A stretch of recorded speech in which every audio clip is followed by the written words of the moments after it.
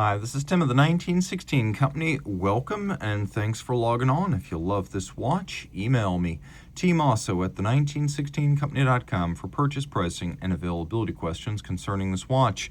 And this watch is a launch for 2025, drawing on a dial from 2024 and a core model from 2022. So let's reconstruct that in a moment. This is the Moser Cie Endeavour Centre Seconds Concept with purple enamel, and the dial is called Purple Haze Fume. So the watch is not the purple haze, but the dial is. The model in my hand was launched in 2025. There was a larger white gold Endeavour with the purple haze dial in 2024, and then in 2022 the watch's sibling, this one right here in lime green, was released as a warm-up, if you will, to a new era of hammered gold translucent enamel dial center second concept Endeavours. Got all that? Good. So let's jump back to this. Endeavour center second concept purple enamel in steel, 40 millimeters in diameter, 11.4 thick from lug tip to lug tip, 47.3 millimeters with a 20 millimeter spacing in between the lugs. Throwing it on my wrist, which is 16 centimeters in circumference. It wears nicely. I could easily see this working on a man's wrist or a woman's wrist. It's a nice size. It's not 20th century dress watch size because it's still 40 millimeters, but it does feel like it's a wonderfully versatile size. Thin enough, especially with a concave bezel, to easily slide under a cuff. Across the wrist, it's so short, I could recommend this for a 13.5 centimeter circumference wrist, and even over the top, which exaggerates the width of a watch. You can see the lugs are still well inboard at the edge of my 16 centimeter wrist.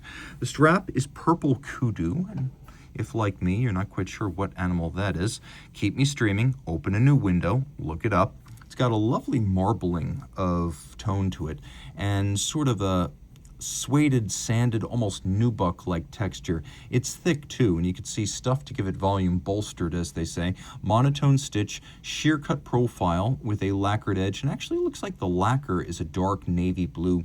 We have suede on the bottom, which looks and feels great, and then you can see that Moser drills its lugs fairly close to the case to move the pivot centers inboard as much as they can. And then we've got a simple steel pin buckle with a combination of polish and satin, and the Moser logo on it. Rolling around to the case, you can see vertical satination, but also deep sculpted lug hollows. Moser cases are machined and then hand finished. That's part of how they're able to get these incredibly deep concave mirrored surfaces executed. We have vertical satination where we don't have polish. Then we have a bezel with a short vertical lip, and then it's concave all the way around, polished lug hoods, and a Moser crown with knurling, a bit of a conical profile, and an M. Taking a look at the dial, this is where things get exciting. It's a white gold base with a hammered-like texture, and then several different pigments, 6 by Moser's count, are used to create this fume fade. Fume, or smoked, very light at the center, darker at the edge, but because it's also a concept dial, there is no brand signature, no statement of national origin, although Moser advises us 90 to 95% Swiss. There's no calibration, no complication, no hashes, no numerals or indices. It's a very simple look with polished and subtly faceted leaf or foy style hands. And if you take a look, you can see that the minute hand and the seconds hand have been rolled on a micro rolling pin so that when viewed from the front they appear absolutely arrow straight. But if you look closely, you can see that the seconds hand, lancet style with a counterweight, has also been fired purple. And that's a very special thing at Moser, because if we go back to the watch that established this series in 2022, even though it has a green dial, it too has the purple seconds hand. So why does it have that? Well, let's talk real quick about one feature that's important, which is stop seconds. And I'll also mention this is one of the most precise setting watches and smoothest setting watches I've encountered. Almost the second you begin the angular displacement of the crown, the angular displacement of the minute hand is almost immediate. So you've got hacking, if you wish, so you can stop it all and set it precisely, but probably going to be easiest if you happen to set things along these lines with the seconds hand vertical and everything on what would be presumably an index. Now, a quick note about enamel dials. Before we gloss over this, pun intended, enamel is a difficult thing to achieve. Generally, the best enamel starts with a gold base, which this does, white, and then the layers are applied. It's a glass-based paint. And so the heat, 800 degrees Celsius and up to 20 firings, is used to melt down the powdered vitreous pigment to create the enamel dial. And during this process, popping, cracking, it could even explode. All of these unintended effects slow the process of creating enamel, forcing a lot of redos in many cases, which is why it is an expensive process and a rare one. It is still artisanal, and while reliability of the process have improved in recent years, especially when you're going for such a subtle fade and so many pigments and so many firings, it becomes difficult again to execute at this level. So the glass is ageless, it won't crack, oxidize, it won't tarnish or change. Once it's been fired, it's essentially a forever beautiful dial. Very durable. This is why we have that purple hand. You can see on the case back of these two watches, the same basic movement architecture, but in two generations. This is the HMC 200, which is a center rotor, free sprung, full bridge, twin hairspring, 3-day automatic. And this is the HMC 201, which is mechanically identical but aesthetically distinct. Here you can see the previous rhodium-plated bridge with almost the look of a 3/4 style bridge, even though the bridges are split for easier assembly and service. The idea is to look like a vintage Moser pocket watch bridge. So it's big, but it also encompasses the entire winding and drivetrain.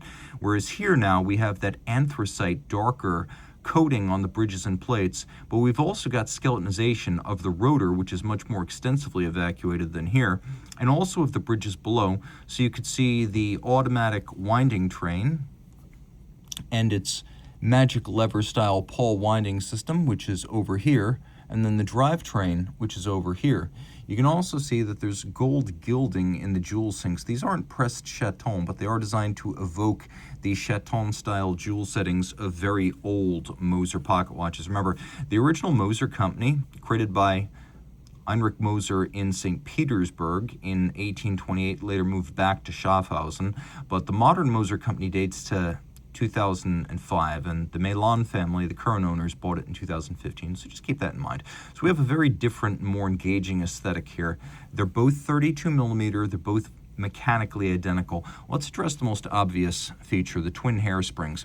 That's also indicated by the blued bridge. Two hairsprings, when horizontally opposed, flat in architecture and geometrically identical, will cancel out the effects of gravity because they're always equal and opposite, and so is the gravitational deviation imposed on each. So by equal and opposite measures of imprecision, one speeds up, one slows down, they cancel out, zero out, hopefully.